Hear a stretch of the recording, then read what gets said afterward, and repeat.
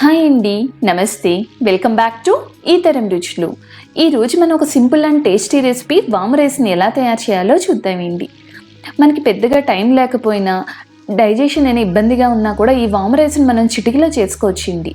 బ్యాచిలర్స్కి అయితే పర్ఫెక్ట్గా సూట్ అవుతుందండి.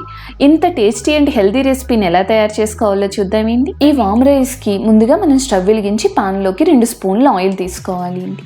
ఆయిల్ కొంచెం వేడవగానే అందులోకి కొన్ని జీడిపప్పులు వేసి మీడియం ఫ్లేమ్ మీద దోరగా వేగనివ్వాలండి. మనకి ఇవి లైట్గా కలర్ చేంజ్ అయ్యే వరకు వేగనివ్వాలి అండి.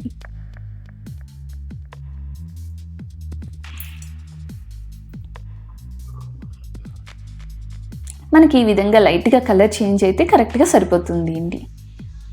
అందులోకి సన్నగా తరిగిన పచ్చిమిర్చి, అలాగే 1 స్పూను వాము వేసి మొత్తాన్ని కూడా 1 నిమిషం దోరగా వేగనివ్వాలి అండి.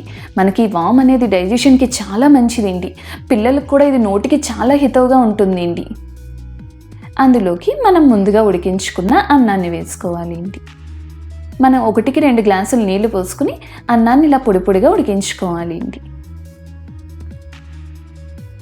అందులోకి కొంచెం కొత్తిమీర, అలాగే తగినంత ఉప్పు, ఈ మొత్తాన్ని కూడా బాగా కలిసేలా మీడియం ఫ్లేమ్ మీద కలుపుతూ వేగనివ్వాలి అండి. మనకు ఒక 2 to 3 మినిట్స్ ఇలా వేగితే సరిపోతుంది అండి.